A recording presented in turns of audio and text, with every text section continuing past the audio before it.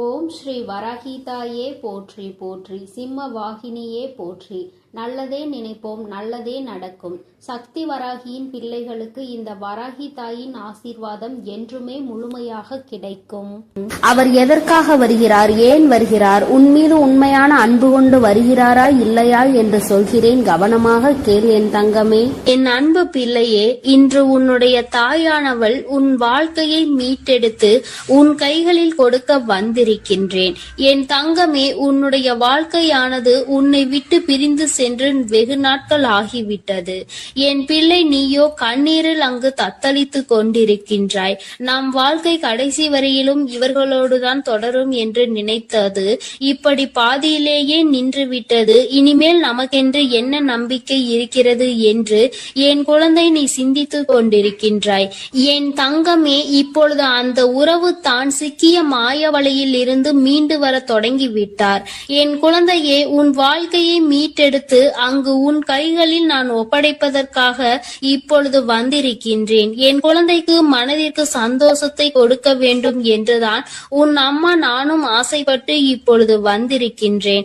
நான் சொல்கின்ற விஷயங்களை கேட்டுவிட்ட பிறகு இதை நீ எப்படி எடுத்துக்கொள்ள வேண்டும், என்ன முடிவு எடுக்க வேண்டும் என்று நீயே சிந்தித்து ஒரு முடிவினை எடுக்க வேண்டும். என் தங்கமே, யாரும் எந்த விஷயத்தையும் உனக்கு சொல்லி புரிய வைக்க வேண்டிய அவசியம் கிடையாது.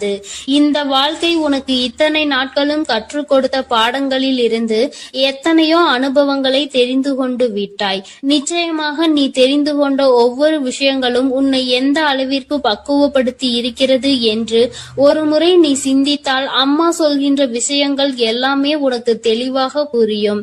என் தங்கமே, உன் வாழ்க்கையை பற்றிய பயம் உனக்கு அதிகமாக இருந்து கொண்டிருக்கிறது. ஒருவரை சார்ந்து வாழ்ந்ததனால்தான் இன்று அந்த உறவு உன்னை விட்டு பிரிந்து செல்லும் பொழுது உன்னால் அதனை ஏற்றுக்கொள்ளவும் முடியவில்லை. தனியாக நின்று இந்த வாழ்க்கையை உன்னால் சமாளிக்கவும் முடியவில்லை. பிரச்சனைகள் தொடர்ந்து வந்து கொண்டே இருப்பதால் இந்த வாழ்க்கையில் என் பிள்ளை நீ தவித்து நின்று கொண்டிருக்கின்றாய்.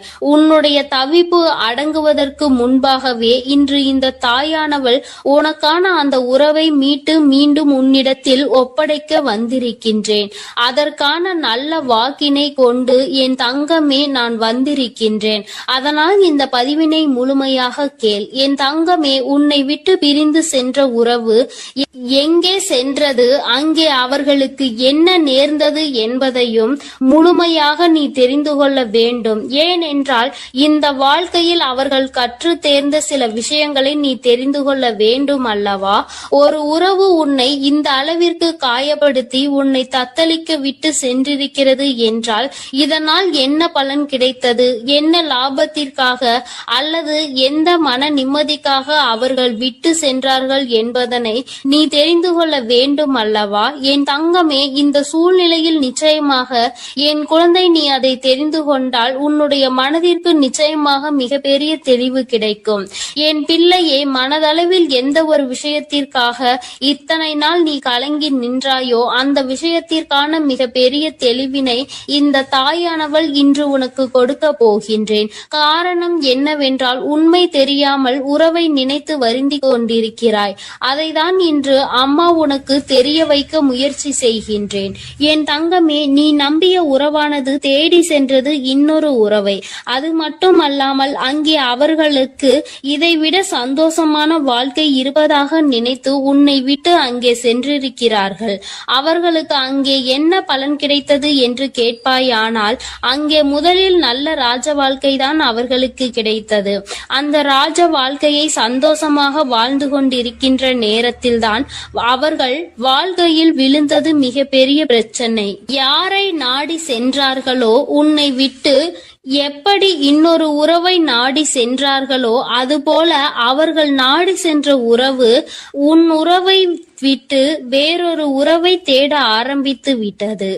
வாழ்க்கையில் ஏமாற்றம் என்றால் என்ன, அவமானங்கள் என்றால் என்னவென்பதை தெரிந்து கொள்ள வேண்டும் அல்லவா? மிகவும் எளிதாக ஒருவருக்கு துரோகத்தை செய்து விட்டேன், அதனினுடைய பலனை அடையாமல் விட்டால் எப்படி? அந்த பலனை தான் அவர்கள் அடைவதற்கு இன்று தயாராகி இருக்கின்றார்கள். என் தங்கமே, இந்த வாழ்க்கை நிச்சயமாக அவர்களுக்கு பல கடினமான விஷயங்களை காண்பித்து கொடுத்து விட்டது. அவர்கள் செய்தது எத்தனை பெரிய தவறு என்பதை அவர்களுக்கு புரிய வைத்து விட்டது. புரிய வைத்ததோடு மட்டுமல்லாமல் பல வேதனைகளிலும் சோதனைகளிலும் கிடந்து அதிலிருந்து மீண்டு வர முடியாமல் இப்பொழுது தவித்து மீண்டும் உன்னுடைய உறவே பெரியது என்று நினைக்க இவர் தொடங்கிவிட்டார். என் தங்கமே, ஒரு விஷயத்தை நீ தெளிவாக புரிந்து கொள்ள வேண்டும். இந்த தாயானவள் உன்னிடத்தில் ஒரு விஷயத்தை சொல்ல வருகிறேன் என்றால், அம்மா உடனடியாக எனக்கு எல்லாவற்றையும் செய்து கொடு, உடனே நான் சந்தோஷமாக வாழ வேண்டும் என்று நீ கண்மூடித்தனமாக சொல்லக்கூடாது. அவர் மாய வலையில் சிக்கி இருக்கிறார் என்றால் தன்னுடைய சொந்த புத்தி இல்லாமல் அங்கே எதுவும் நடக்கவில்லை.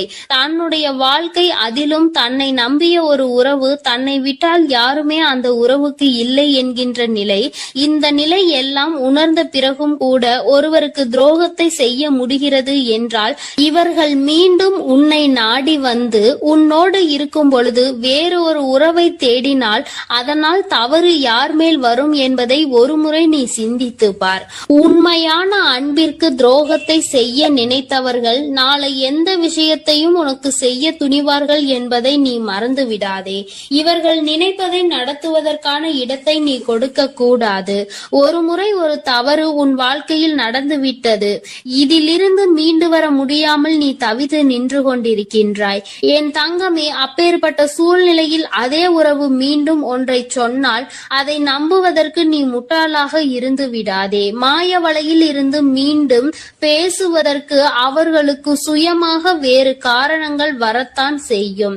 ஒருவர் வாழ்க்கையை கெடுத்து இன்னொருவருக்கு சந்தோஷத்தை கொடுக்க நினைக்கின்ற உறவுகள் தன்னுடைய சுயநலத்தை மட்டுமே முன்னெடுத்து வைக்கின்றார்கள். உறவுகள் ஒரு நாளும் வாழ்க்கையில் உனக்கு தேவை கிடையாது என்பதை முதலில் நீ புரிந்து கொள்.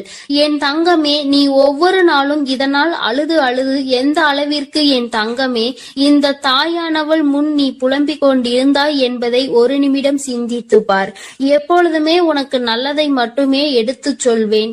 என் குழந்தையின் வாழ்க்கைக்கு ஏற்ற விஷயமாக இருந்தால் அதை நான் உன்னை விட்டு ஒரு நாளும் விலக்கி வைத்திருக்க மாட்டேன். என் தங்கமே, எல்லாவற்றையும் தாண்டி உன்னை விட பெரிது என்று நினைத்து இன்னொன்றை தேடி சென்ற உறவு மீண்டும் உன்னிடம் திரும்பி வந்தாலும் என்றென்றைக்கும் நீ அதனை நாடி செல்லாதே. உண்மையான உன் மீது அன்பு கொண்ட உறவாக இருந்தால் அந்த உறவு ஒருபொழுதும் இன்னொருவரை தேடி செல்லாது. என் தங்கமே, இது பொய்யான உறவு என்பதை நீ புரிந்து கொள்ள வேண்டும். அதனால் என் பிள்ளையே, எதுவானாலும் சிந்தித்து முடிவெடு. மீண்டும் ஒரு ஏமாற்றத்தை ஒருவேளை கொடுத்தால் அதை உன்னால் தாங்கிக் கொள்ள முடியும் என்று நீ நம்பினால் மட்டுமே இந்த வாழ்க்கையை நீ தேர்ந்தெடுக்கலாம். இல்லை, எனக்கு வேண்டாம், என்னால் முடியாது என்று நீ சொல்வாயானால் நிச்சயமாக நீ தப்பித்துக் கொள்ள வேண்டும் என்றுதான் அம்மா சொல்கின்றேன். என் குழந்தையே, வாழ்க்கையில் உண்மையான அன்பினை கொடுக்க எத்தனையோ பேர் இருக்கிறார்கள். பொய்யான அன்பிற்காக உன்னுடைய வாழ்க்கையை நீ தொலைத்துவிடக் கூடாது என்றுதான் அம்மா சொல்கின்றேன். என் குழந்தையின் மனதில் இருக்கின்ற இந்த எண்ணங்களை அம்மா நான் நிச்சயமாக புரிந்து கொண்டதன் பலனாக தான் உன்னிடத்தில் சொல்கிறேன். வேண்டாம் என்று முடிவெடுத்து விட்டால் என்னிடம் வா, அம்மா உனக்கான ஆறுதலை கொடுக்கிறேன். வேண்டும் என்று முடிவெடுத்தால் அந்த வாழ்க்கை உன்னுடைய பொறுப்பு. இனி உன் வாழ்க்கையை நீதான் பார்த்து கொள்ள வேண்டும். அதில் மட்டும் நீ கவனமாக இருந்து விட்டால் போதும். அம்மா உன்னை எப்பொழுதுமே கைவிட மாட்டேன் என்பதை மட்டும் நீ தெளிவாக புரிந்து கொண்டால் போதும். என் அன்பு பிள்ளையே, உன்னை விட்டு சென்ற உறவு மீண்டும் உன்னை தேடி வருகிறது. அதற்கான காரணம் என்னவென்று முழுவதுமாக கேட்டு தெரிந்து கொண்டு அம்மா சொல்லும் முடிவை உடனே எடு. ஏனென்றால் என் அன்பு குழந்தை இப்பொழுது மிகவும் கோபத்தில் இருக்கிறது. தன்னுடைய செயல்கள் பிடிக்காமல் மனம் உடைந்து போய் இருக்கிறது. உன்னை விட்டு சென்ற உறவு நிரந்தரமாக இல்லாமல் போகட்டும். இனி எனக்கு அவர்கள் வேண்டாம் என்று அவர்களை வெறுத்து என் அன்பு குழந்தையானது இப்பொழுது மனதை கல்லாக்கி கொண்டு உட்கார்ந்திருக்கிறது. ஆரம்ப கட்டத்தில் அந்த உறவின் மீது உயிராய் இருந்தாய். இப்பொழுது அவர்கள் செய்த சிறு தவறுக்காக அவர்கள் வாழ்க்கையிலே நிரந்தரமாக வேண்டாம். என்னுடைய விஷயங்கள் அனைத்தையும் அவர் தவறாக புரிந்து கொண்டார், தவறாக செயல்பட்டார், என் வாழ்க்கையில் துரோகத்தை விளைத்தார்கள். இனிமேல் அவர்களுக்கு என் வாழ்க்கையில் இடமே இல்லை என்று அந்த நபரை என் அன்பு குழந்தை வெறுத்து விட்டது. ஆனால் அந்த தவறு அவர்கள் செய்தார்கள், நானும் அதை ஒப்புக்கொள்கிறேன். ஆனால் என் அன்பு பிள்ளையே, நீ மனதுருகி அழுதாய் அல்லவா? அதனுடைய கர்மா இப்பொழுது அவர்களை வாட்டி வதைத்து கொண்டிருக்கிறது. அவர்கள் வாழ்க்கையில் நரக வேதனையை அனுபவித்தார்கள். ஏனென்றால் என் அன்பு குழந்தை உண்மையாக இருந்தது, அவர்களையே முழுமையாக நம்பி இருந்தது. ஆனால் அவர்கள் துரோகம் செய்து ஏமாற்றி விட்டார்கள். ஒரு உண்மையான உறவை அலட்சியம் செய்தது உண்மைதான் என் அன்பு குழந்தையே.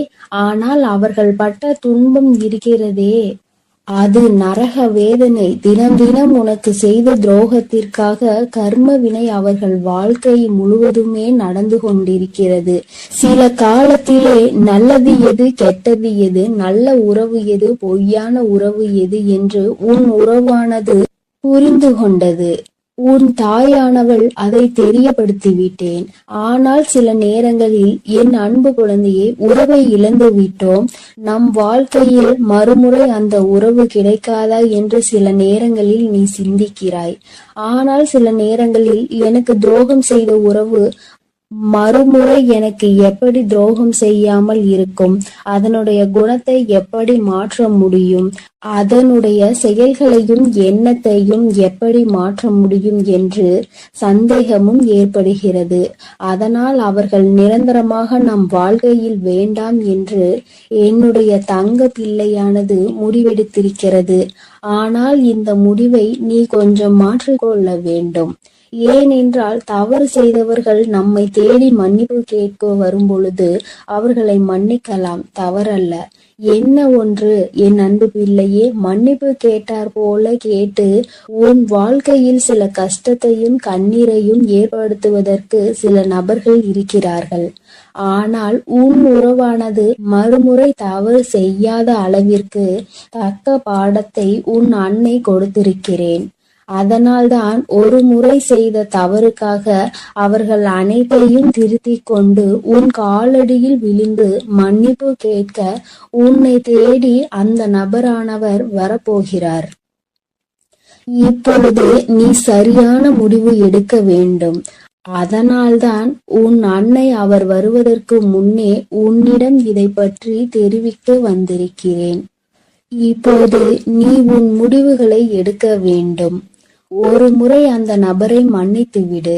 ஏனென்றால் தவறு செய்வது மனிதனுடைய இயல்புதான். ஆனால் தாயும் பிள்ளையாய் இருந்துவிட்டு வைராகியம் என்பதை நீ உன் மனதில் வைத்து கொண்டிருந்தால் அங்கு வெறுப்பு அதிகமாக உன் வாழ்க்கையில் வந்துவிடும். இவர் நல்லவரா கெட்டவரா என்று தெரியவில்லை, எவரை பார்த்தாலும் கோபப்படுகிறாய். அந்த கோபத்தால் நல்ல விஷயங்களை கூட சில நேரங்களில் இழந்து விடுகிறாய். என் அன்பு பிள்ளையே, புரிந்துகொள். ஒரு சில நபர் உனக்கு துரோகம் செய்கிறார்கள், ஏமாற்றுகிறார்கள் என்றால் அனைத்து நபருமே ஏமாற்றக்கூடிய நபர் கிடையாது என்பதை நீ புரிந்து கொள்ள வேண்டும், தெரிந்து கொள்ள வேண்டும். உன் மனம் உடைந்தது உண்மைதான். துரோகம் செய்த நபரால் நீ ஏமாற்றப்பட்டது உண்மைதான்.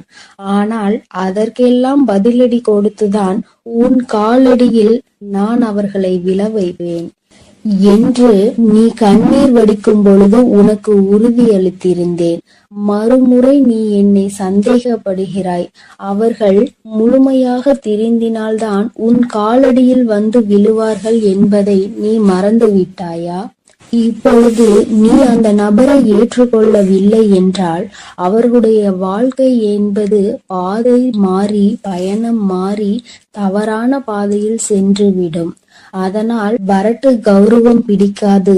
அதிகமாக கோபத்தால் நாம் சிந்திக்கும் செயலானது, எடுக்கும் முடிவானது வாழ்க்கையை கெடுத்துவிடும். அதனால் உன் அன்னை சொல்லும் வார்த்தைகளை முழுமையாக நம்பி உன்னை தேடி உன் காலடியில் வந்து விழுகிறார்கள் என்றால் ஒரு முறை அவர்களுக்கு வாய்ப்பை கொடு. மீறி அவர்கள் தவறு செய்கிறார்கள் என்றால் அவர்களுக்கு நான் மிகப்பெரிய தண்டனையை நிச்சயமாக கொடுப்பேன். உன்னை ஏமாற்ற மாட்டார்கள் அவர்கள். ஏனென்றால் நீ ஒரு முறை மனவேதனையில் இருக்கும் பொழுது ஆறுதல் உரைக்க எனக்கு அந்த உறவுதான் வேண்டும் என்று என்னிடம் நீ கேட்டாயல்லவா? என் அன்பு பிள்ளையே, உன்னுடைய ஆசையை நிறைவேற்றுவதற்காகத்தான் நான் உன் உறவை திருத்தி இப்பொழுது உன்னிடமே ஒப்படைக்க போகிறேன். இது உன் அன்னையின் கடமையும் கூட. என் பிள்ளைக்கு என்னென்ன வேண்டும் என்பதை பார்த்து பார்த்து செய்வது ஒரு அன்னையான என்னுடைய கடமை அல்லவா? என் அன்பு பிள்ளையே, அதனால் நீ கொஞ்சம் சிந்தித்து ஒரு நல்ல முடிவை எடு. வரட்டு கௌரவம் பிடித்து கொண்டு பழைய விஷயங்களை பேசி பேசி அவர்களை அலட்சியம் செய்து விடாதே. ஏனென்றால் உன்னை அவர் தேடி வரப்போகிறார்கள். வியாழக்கிழமையோ வெள்ளிக்கிழமையோ அல்லது ஞாயிற்றுக்கிழமையாக கூட இருக்கலாம். இந்த 3 தினத்தில் உனக்கு துரோகம் செய்த உறவும் ஏமாற்றிய உறவும் நரக வேதனையை அனுபவித்து தக்க பாடத்தை கற்றுக்கொண்டு உன் தாயின் லீலைகளால் அவர்கள் இனி சின்ன எறும்புக்கு கூட துரோகம் செய்யாத அளவிற்கு மாறி உன்னை தேடி இப்பொழுது வரப்போகிறார்கள். தாயானவள் அவர்கள் வாழ்க்கையில் தகுந்த பாடத்தை கற்றுக் கொடுத்திருக்கிறேன். நல்ல பாடத்தையும் புகட்டி கொண்டிருக்கிறேன். நம்பியவருக்கு துரோகம் செய்தால் என்னென்ன பலன் கிடைக்கும் என்று, இரட்டிப்பு பலன் கிடைக்கும் என்று, அதுவும் என்னுடைய பிள்ளைகளை ஏமாற்றினால் என்ன பலன் கிடைக்கும் என்று அனைத்தையும் உன் உறவானது இப்போது புரிந்து கொண்டது. அதனால்தான் உன் காலடியில் வந்து விழப்போகிறது நிரந்தரமாக. எல்லாம் எதற்காக செய்தேன் தெரியுமா? நீ வடித்த கண்ணீரும் உண்மையான உன்னுடைய பக்தியும் உண்மையான அன்பும் உன்னிடம் இருக்கும் நேர்மையும் இதனால்தான். உன் தாயானவள் நான் இதை உனக்காக செய்திருக்கிறேன். உன்னை எவர் ஏமாற்றினாலும் உனக்கு எவர் துரோகம் செய்தாலும் உன் தாயானவள் ஒருபோதும் பொறுத்து கொள்ள மாட்டேன். அவர்களுக்கு அதற்கான இரட்டிப்பு பலனாக தண்டனை கிடைத்தே தீரும். அதனால் என் வார்த்தைகள் மீது நம்பிக்கை கொண்டு நான் சொல்லக்கூடிய முடிவை எடுத்துவிட்டால் உன் வாழ்க்கையில் சந்தோஷம் என்பது நிரந்தரமாக இருந்துவிடும். உன் உறவு காலடியில் வந்து விலகோகிறது. அதை மனமாற ஏற்றுக்கொண்டு வாழ பழகு. பழைய விஷயங்களை பேசாதே. பழைய விஷயங்களில் புத்தி காமித்தால் பழைய நிலைக்கு மாறுவதற்கு சிறிது காலம் எடுக்காது. ஆனால் திரும்பி வரும் பொழுது அவர்களை பழைய விஷயத்தை சொல்லி சொல்லி காமித்து அவர்களை மென்மேலும் கஷ்டப்படுத்த கூடாது. பிறகு அவர்கள் வாழ்க்கையில் தவறான முடிவுகளை எடுத்து விடுவார்கள். அதனால்தான் உன் அன்னை இப்பொழுது இந்த முடிவை எடுக்க சொல்கிறேன். என் அன்பு பிள்ளையே, அதனால் நீ சிந்தித்து ஒரு நல்ல முடிவை சீக்கிரமாக எடுத்துவிடு. ஏனென்றால் அவர்கள் உனக்காகவே வந்து கொண்டிருக்கிறார்கள். அவர்கள் முழுமையாக தெரிந்து விட்டார்கள். உன் அன்னை சொல்கிறேன் அல்லவா, என் மீது நம்பிக்கை கொண்டு உன் வாழ்க்கையை நீ ஆரம்பி என் குழந்தையே. அதில் உன்னை எப்பொழுதும் நானே வழிநடத்தி செல்கிறேன். நான் உன்னோடே இருக்கிறேன். நான் உனக்காகவே இருக்கிறேன். நான் இருக்கும் பொழுது நீ எதற்காகவும் கவலை கொள்ள வேண்டாம் என் தங்கமே. நீ நல்லதையே நினை. உன் வாழ்வில் எப்பொழுதும் நான் உனக்கு நல்லதை மட்டுமே செய்து கொடுக்கிறேன். என் அன்பு பிள்ளையே, ஒரு முக்கியமான செய்தியை இன்று உன்னிடம் சொல்வதற்காக உன் வராகி அம்மா நான் வந்திருக்கிறேன். ஏனென்றால் நான் கண்ட காட்சி ஒன்று என்னை கண்கலங்க வைத்து விட்டது. அதை உன்னிடத்தில் சொல்லிவிட வேண்டும் என்றுதான் அம்மா வந்திருக்கிறேன். என்னை விட்டு பிரிந்து சென்ற உன்னுடைய துணையினுடைய இல்லத்திற்கு அம்மா சென்றிருந்தேன். பிரிவிற்கு காரணம் என்னவென்பது உன் பக்கம் ஒரு நியாயம் இருந்தாலும் அவர்கள் பக்கம் இருக்கின்ற நியாயத்தையும் தெரிந்து கொள்ள வேண்டும் அல்லவா?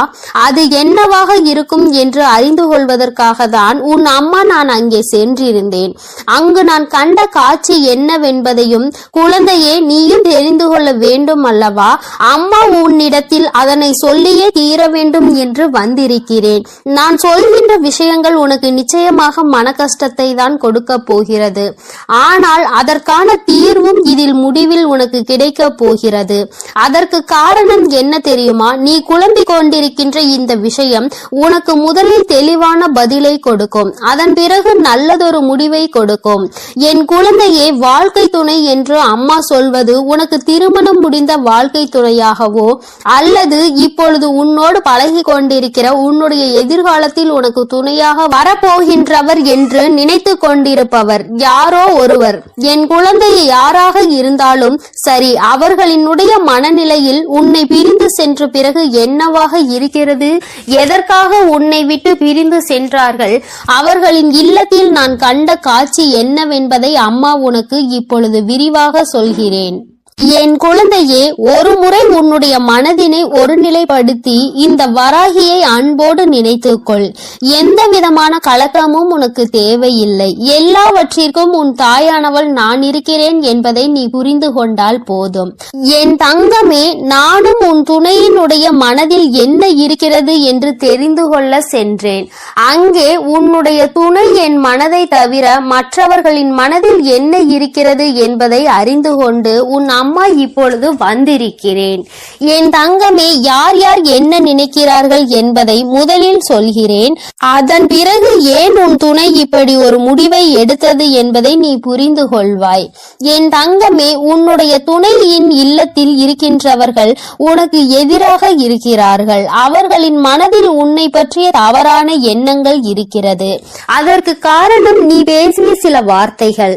நீ பேசியது நியாயமாகவே இருந்தாலும், உன் பக்கம் நியாயம் இருந்தாலும் அது அவர்கள் பக்கம் தவறாக தான் தெரிகின்றது. ஏனென்றால் எல்லோருமே தான் நினைப்பதுதான் சரி என்று நினைக்கிறார்கள் அல்லவா? அவர்களினுடைய எண்ணங்களும் அப்படிதான் இருந்து கொண்டிருக்கிறது. என் தங்கமே, அது மட்டும் அல்ல, அவர்களுக்குள் ஏற்பட்ட அந்த எதிர்மறையான எண்ணத்தை உன்னுடைய துணையின் மனதில் விதைத்து கொண்டிருக்கிறார்கள். அதிகமாக உன்னுடைய துணையின் மனதில் தேவையில்லாத விஷயங்களை கலந்து கொண்டிருக்கிறார்கள்.